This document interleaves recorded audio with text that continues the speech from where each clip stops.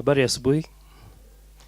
The difficulty of coming to do this on the third day is that you've heard so many things from so many people. I don't believe necessarily I'm going to tell you anything new, but Ndongo has been become a good friend actually. I met him last Christmas. I think we met around about this time, when I saw him post a story about on Facebook, I think, about somebody who couldn't get a place in high school and they performed very well. So what I thought would be good, which would be different to what others have done, is to tell you my personal story. Because when people tell personal stories, they resonate with your heart. So today I've come here to speak to your heart. And the reason I'm going to do that is two things. One, I didn't prepare for this, so I chose not to prepare for this. I said I'm going to tell you exactly how I see it. And the second thing is I'm going to hopefully give you one or two things which you will take with you, and hopefully you reflect on it as you go back to school, when you're in school, and it will mean something. In way of introduction, my name is Edwin Mucai. I am a banker. I work for Stanbic Bank. I was actually born not too far from here, in a place called Limuru. And I was born to two teachers, actually. So I grew up in a very grounded family. A lot of discipline in our home. My mother has proven to be a rock in my life, actually. She's guided me even today when we speak. I speak to my mother very often, sometimes to the annoyance of my wife, because I think she has proven to me to be a beacon of hope. I had a father who is late, and my mother has led our family very well since our father passed. But what I wanted to talk to you about today is how do you become successful? So how do people in their own way, whether you're a child, you're an adult, how do you visualize success and how do you make it happen? And so when I was, I went to a school also that's not far from here, in a place called Tigoni. My mother was very determined. They were teachers and they had very little money. I don't even think my mother was earning more than 500 shillings when I was born. But the school we went to, the school fees was I think 100 shillings per term. And she was determined to make it happen. She knew that the best gift, the best inheritance for a child is a good education. And I'll tell you this, the best inheritance for you as children is to get yourself a good education. And all of you are lucky, one, because you're bright, and two, because you have somebody who is going to make sure that you get that education. So I think your path to success has already been crafted.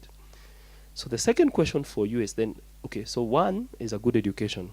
So you make sure that when you go to school, that you are focused only on making sure you leave that school with a good education.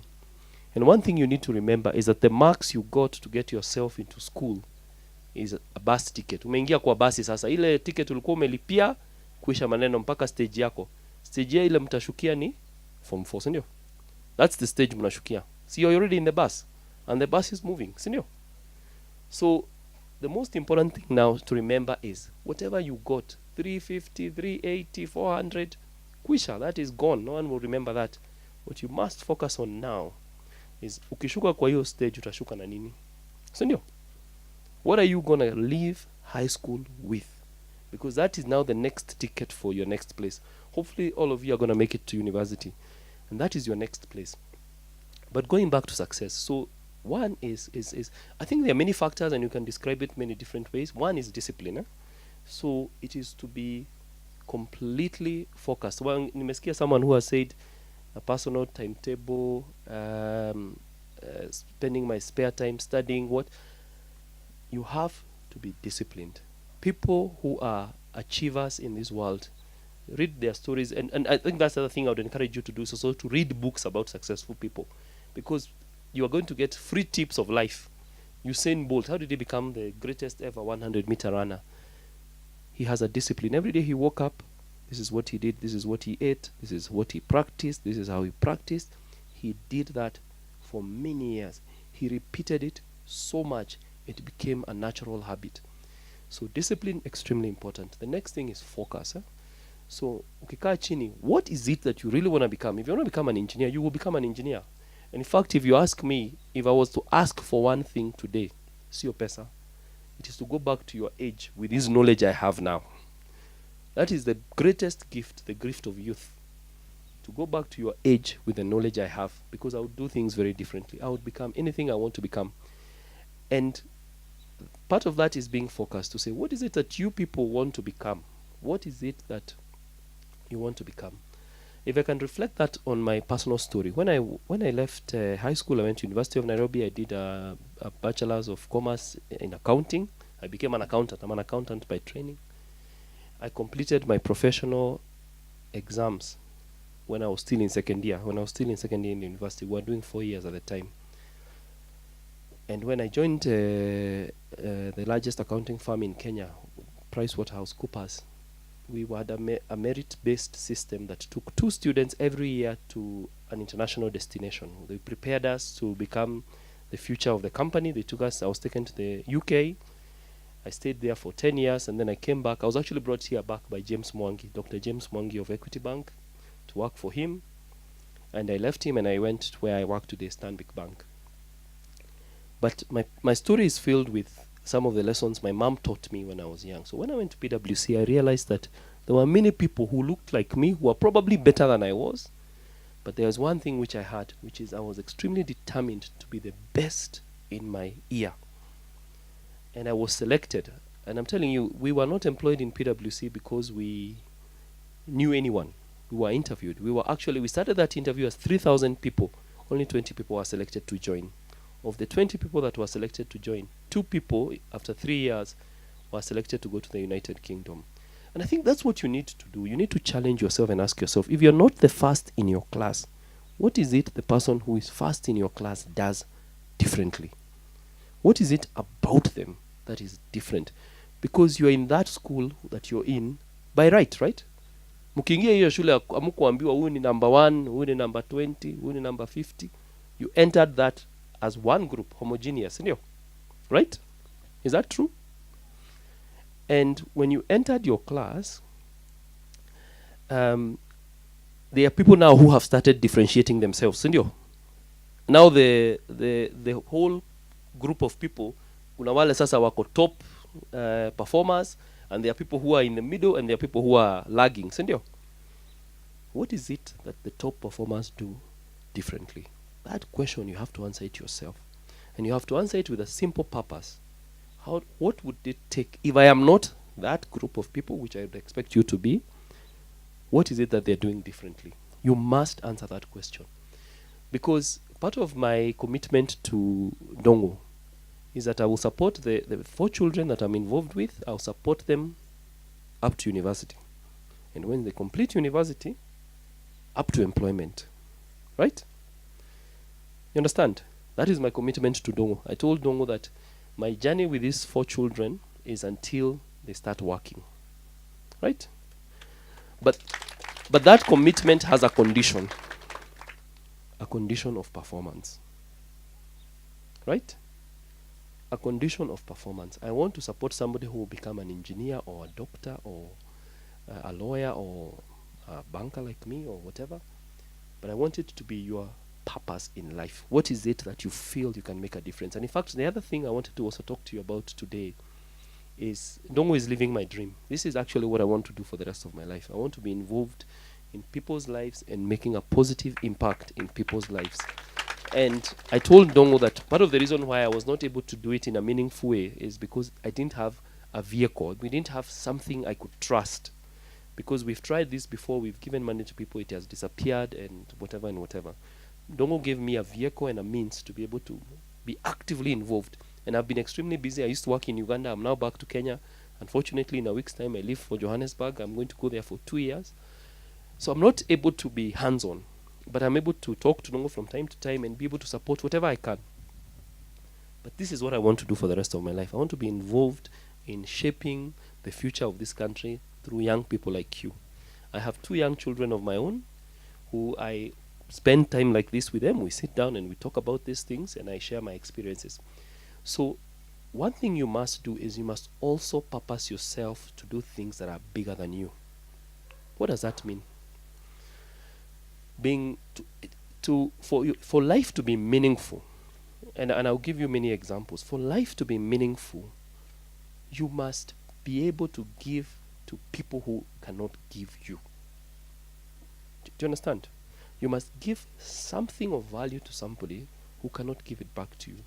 Because in that way you change lives. And you ask yourself, I'm here, I'm a student, what can I give? So for example, are you very good in mathematics in your school and there's a child who struggles with mathematics? Right? How much time do you actually spend thinking about how can I help that guy or that lady who struggles with something that I am really good at, right? That is what giving is about. It is actually helping people. So that if you're very good in mathematics, what does person who is not very good in mathematics help you with? You get my point. You're giving to somebody who may not necessarily be able to give you back in kind. So you have to live your life with a purpose. You have to dedicate your life to doing things that are bigger than you. And back to the narrative. So my narrative today is about success.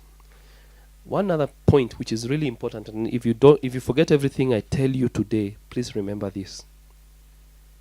Where you come from has no correlation with where you're going to get to in life. I came from a village. There are many people who I grew up around. I go to the village today and they still ask me for 200 shillings or 500 shillings and so on and so forth.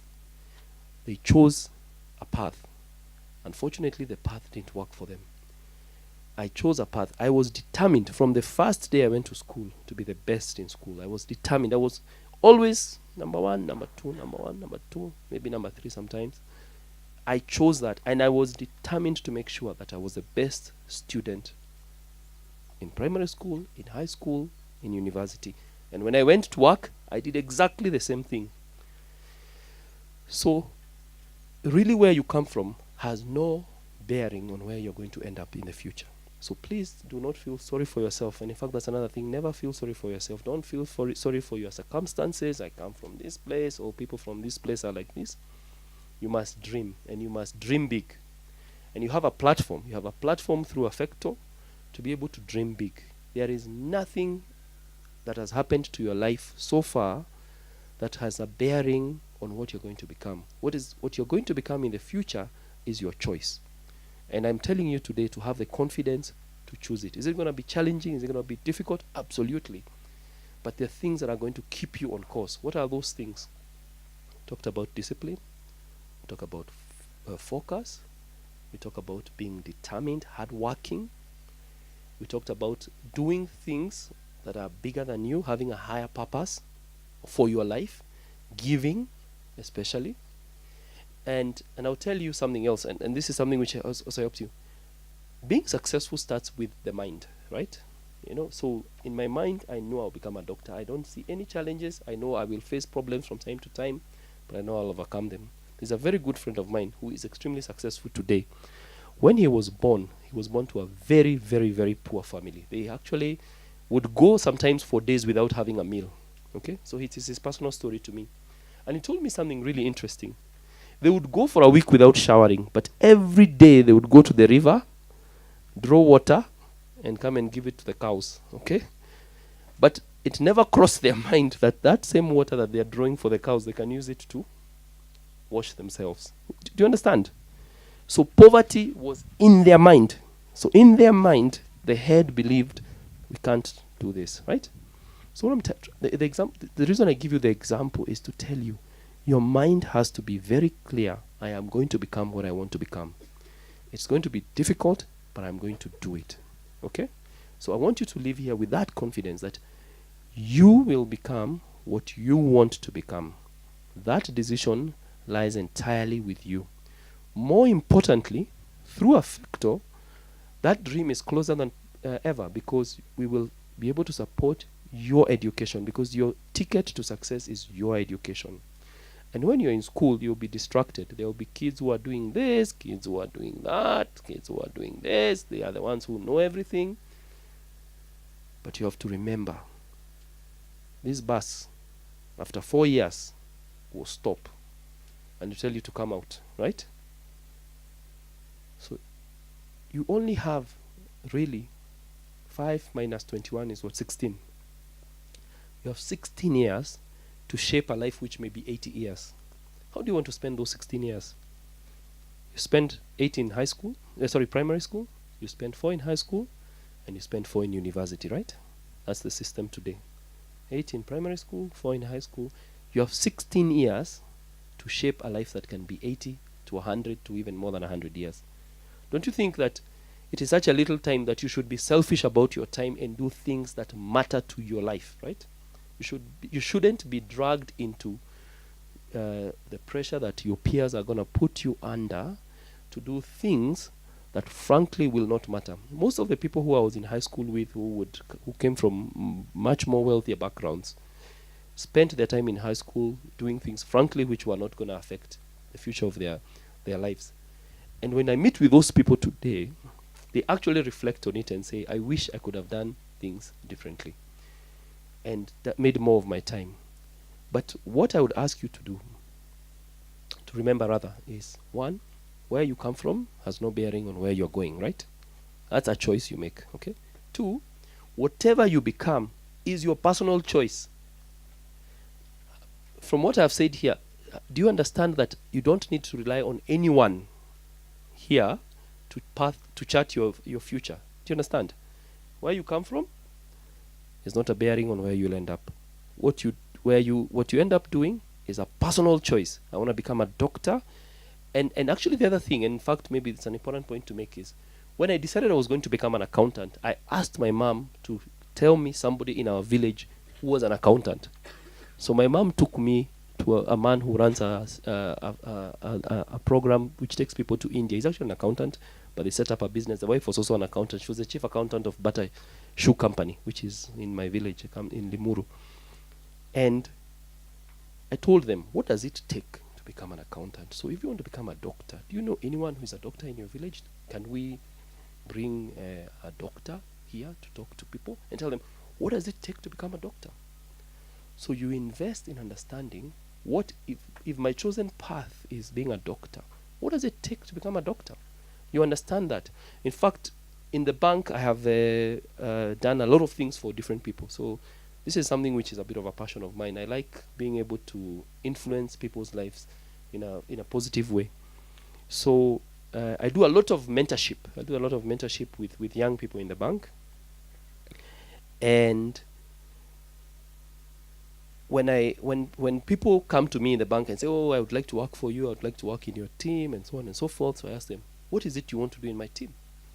So the ones who haven't thought about it say, no, I hear good things about your team, maybe there's something I can do.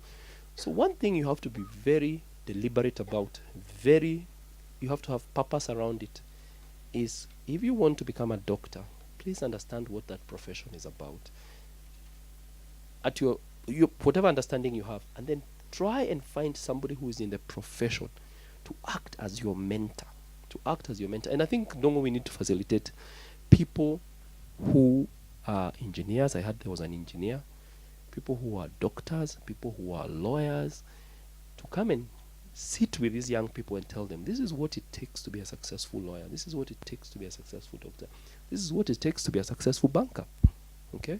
So integrity, very important in banking. We hold other people's money. So the one thing we can't do is we don't cheat, we don't cut corners. In fact, the easiest way to lose your job in banking is to not uphold the highest levels of integrity. So that is a no-no for us. So what does it take to become what it is you want to become? So that you have a real life experience of the path I'm pursuing. And what I would like to see also in this team of young people is to hear also your personal stories of success, so that we can start to infect each other with success. So this is what I do. This is how I go about my day. This is how I plan my day. And I think we need to organize some internal competition, so that we also say who is doing what in which school. So I think we need to start competing against each other, so that we also organize an internal competition. So when we come here for the first day, this is hopefully something I'm going to be involved in now going forward. So even if I have to travel back to Kenya, I'll do that. So say, who is doing what in which school? So we also start to know, let's start also holding each other accountable for success. Sindio? Isn't that a nice thing? Nani alikuwa number one kwa shule yao? Actually, let's start that. Nani alikuwa number one? Ulikuwa number one. Excellent. So we start an internal competition to say who is excelling in which school and why. How do you do it? For example, what is it that you do you think that enabled you to be number one? Okay. So you spend a lot of time with others, tackling difficult. Explain it. The more you help, the more you get to learn more. Because a person may come to ask you a question, maybe you did not even know the question. So you research together, and together you Get better. yeah. Giving. Yes. It's a way of giving, isn't it? Yes. Absolutely. So I think we need to start that competition so that this team understands that here we are here to excel. Hii ni group ya the best. Sindio? That is important. Actually, I'm very competitive. And I have rubbed it off my children. They must excel. My youngest daughter, who lives in the UK, is the head girl of her school. She lives in a school where she is the only black girl in her class. And she's the head girl of her school. Do you understand? Because I told her where you come from is not an indicator of where you are going. Are you understanding? Some people cannot even pronounce her name. Okay? But she was voted to be the head girl of her school. You understand? So what I'm trying to tell you, that it is entirely possible to be extremely successful regardless of your circumstances. Okay? So when you live here, you are just as good as the child who was born in the state house. You understand? Because you have the power of youth. These are the best years of your life where you can mold your future forever. Some of the biggest inventors in our times today, the guy who invented Facebook did it when he was 22 years old. Okay? He was 22 years old when he created one of the biggest companies in the world. So did it matter where he came from? Did it? Absolutely, right? So I want us to go away and remember that. And also that those people do things every day that eventually contribute to the destination. The first thing they do is they have a program. There's discipline. Everything works with clockwork. What I want us to do is to be successful as a group. He group, I don't know what we are going to call it. I don't know whether you are going to create names for different cohorts.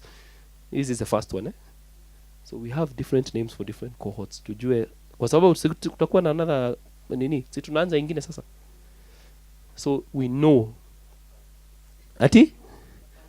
Pioneer team, pioneer team. Tujue what we have to share. And actually maybe that's a good session. I am very happy to facilitate such a session where we sit around and we say, what successes have you had this term? What challenges have you had? How did you overcome your challenges? How did you plan for your success? So that we also go back with something from each other. So that, because sometimes when I'm telling you this, when I'm 44 years old and most of you are probably 15, 14, whatever, 16, you're probably wondering, this man, it's also good to hear things from people who are your peers so that you can relate with them personally, because now you're going through the battles of being an adolescent, being in school, being in a boarding school. Probably it's the first time you're away from your parents. You're battling different things.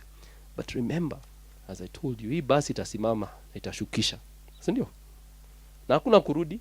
Unajua hivyo, You know that, Once ikishukisha, kusha maneno, the next one comes, And that is what life is. It's actually a conveyor belt, Ukifika hapo, unatolewa wengine wanaingia. Very unforgiving, by the way, So it is so critical to understand your space.